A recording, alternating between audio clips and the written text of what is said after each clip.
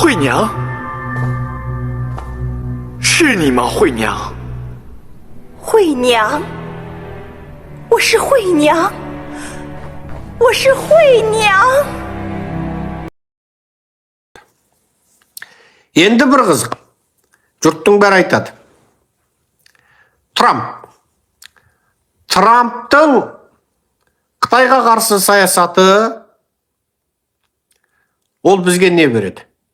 Біз Трамптың Қытайға қарсы саясатынан пайдаланып, Қазақстанда Атажұрт партиясының белсенділігін бұрынғыдан 100 есе күшейтіп, Трамптың билікке келуінің қарсаңында Атажұрт партиясы Астанада қайтадан Әділет министрлігінде тіркеуге береміз дейміз. Әділет министрлігі абсолютті түрде Атажұрт партиясын тіркемейді. Сонымен ойбай бізді тіркемей жатыр дейміз. Қазір Атажұрт партиясына қайта айыппұлдан айыппұл салып жатыр. Сендер тіркелмеген ұйымға жаңағы мүше болыпсыңдар деп Атажұрт партиясын қысып жатыр.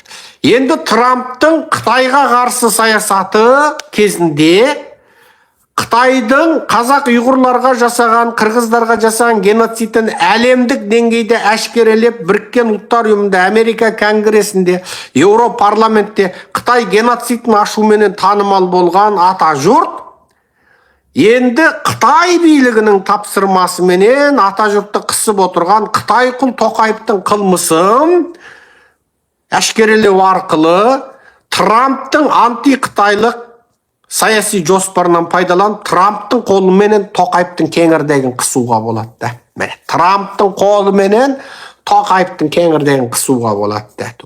Ақша жүзі албырап, найза кірпіктері шаншылып, қып-қызыл еріндері мүлдіреп, Тоқаевтың кеңірдегін қыссаңыз, ана қызыл еріндері онан арман қызарып кетеді. Оны Трамптың қолымен қыстыруға болады. Себебі Трамп Байден сияқты жаңағы 10 өлшеп бір кесетін адам емес. Трамп қызуғанды эмоцияның адамы. Оның осы эмоцияның адам екендігін біліп, ол сайлауда жеңіске жетті, әлі таққа отырмай жатып елдер бұтына жіберіп жатыр. Сауди Арабия аяқ астынан Хамасты қарсы алмайтынын айтты. Катар Хамасты қарсы алмайтынын айтты. Үңгірге тығылып жатқан Хамас Израильмен келіссөз жүргіземіз деді. Израильдің қанішері Нетаньяхудың өзі біз келіссек деді. Хезболладың өзі жаңа ойбай біз келіссөзге келейік деді мысалы.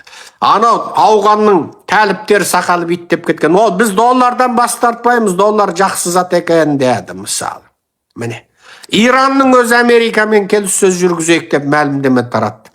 Ресейдің өзі сөздің шыны соғысты егер Трамп тоқтатса, ол да жаңа келіссөз жүргізуге дайын екендігін айтып қалды мысалы. Демек Трамп билікке келмей жатып-ақ оның эмоционалды шешім қабылдайтын, жаңа қолында бар мүмкіндігінен пайдаланып бұрып жіберетін, соғып жіберетін біліп, енді бұл Ресей өзіне керекті пайданы алып қалуға тырысып отыр, бірақ Қытай дірілдеп отыр. Трамптың билікке келе салуын, әлі келмей жатқанын көріп, Еуроодақтың басшысы ойбай біз Ресейден сұйытылған газ алып жындымыз ба? Америкада газ бар екен қайдақ қалды. Міне көрдіңіз ба? Ол бұлай сияқты да жаңағы сіздің қойыңыз бар, бірақ үнемі жылқыңыз бар, үнемі соғымды басқа елден сатып алатын бір жаман туысыңыз болады ғой. Елдің жылқысын қымбатқа сатып алады, сенің жаңағы жарлардай болып тұрған ту биеңді сатып алмайды. Сосын аяқ астынан барып жаңағы сізге жағып, сіздердің де малдарыңыз бар екен ғой, бұдан кейінгі соғымды сізден алсақ болады екен деп. Орсула деген қаным айта қалды да. Біз Ресейдің газын алып жүріппіз ғой, біз білмей қаппыз ғой дейді де. Сонда бұғанға дейін Ресейден қанша триллион долларға газ алғанын білмей жүрсе, ол Орсула деген қатын Еуроодақтың басшысы болып не қылып отыр? Демек мына жерде екі беткейлік саясаттағы арамзалық, себебі олар ана Ресейдің газынан ақша жасап отыр. Себебі ұқсас затты Америкадан алсаң қиын тебен салық малық бәрі айнадай анық болады. Әйнектің ар жағында тұрған сияқты бір құмырсқа ары бері жүре алмайды, бір сент, бір еуро ары бері қаша алмайды. Ал Ресей мен газда кассаға бұлай төлеп, қалтаға бұлай төлеуге болады. Контрактта 100 миллиард доллар деп қойып, оны Путиннің қолына разы бол 50 миллиард төлеп, жаңағы кассаға 50 миллиард төлеп, жаңа қалған 50 миллиардты қалтаға басуға болады. Ресеймен бизнес деген әңгіме көлеңкелі бизнес, ақша жуу, арам ақша жасыру, Ол Путин бәріне давай, ладна оған. Ол ана өкіметтің кассасына бір төлейсің, Путиннің қалтасына бір төлейсің. Бүкіл советский бизнес сол, Назарбаев кезінде де сол. Кассаға бір төлейсің, Назарбаевтың қалтасына бір төлейсің. Бүкіл бизнес сол, қорғас кедені сол. Мемлекеттік кассаға жаңа тиын төлейсің, бірде 2300 теңге төлейсің. Бірақ ана жеке қалтаға 230 мың доллар төлейсің. Мемлекеттің қазынасына 2300 теңге төлейсің. Болат Назарбаевтың қалтасына 230 мың доллар төлеп, қорғастағы КамАЗдарыңды кіргізесіңдер. Бүкіл қорғастың айналасында жүрген жұрт күні бүгінге дейін осы схемамен жұмыс жасайды. Сенбесеңдер қорғас кеденіне барыңдар, КамАЗшылармен, тауар өткізушілермен жүріңдер. Күні бүгінге дейінгі тема осы.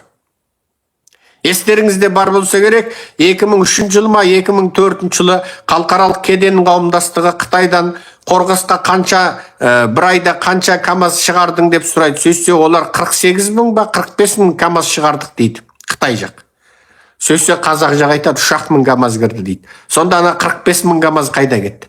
45 мың КамАЗ Болат Назарбаевтың Нұрсұлтан Назарбаевтың қалтасына кетті. Қытайдан шыққан КамАЗ бар, қазаққа кірген КамАЗ 3 мың. Қытайдан 48 мың КамАЗ шығады, қазаққа 3 мың КамАз кіреді. Сонда 45 мың КамАз, ана 91 пайыз қайда кетеді? Назарбаевтың аузына кіріп кетеді. Сонда Назарбаев арандай қылып аузын ашып отыр, ана КамАздар кіріп кетеді ғой. Сонда мемлекеттік қазынаға 5%-ға жетпейтін ақша тапсырылады. Жеке қалтаға 95% ақша кетеді. Міне бұл Қазақстан. Ресеймен бизнеске Еуропадағы алпауыттардың құмар болатын себебі де осы.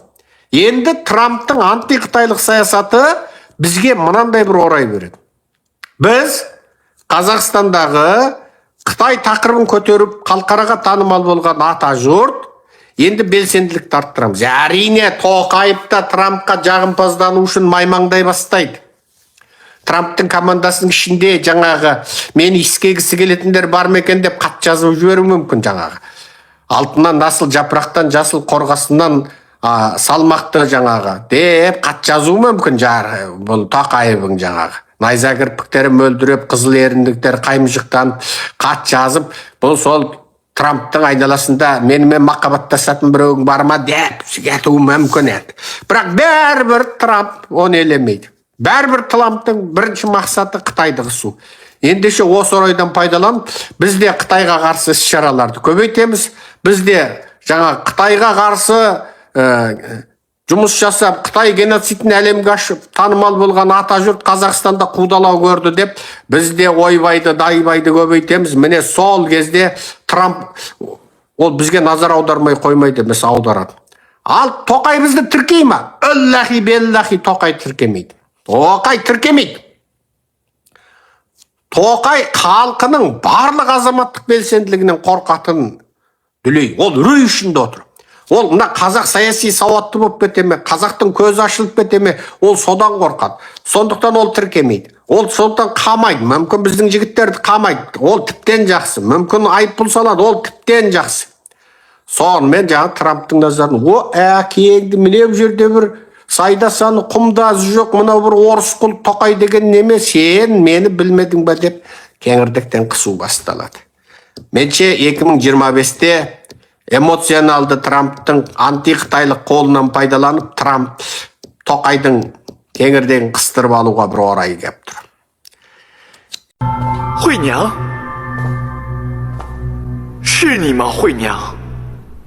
惠娘，我是惠娘，我是惠娘。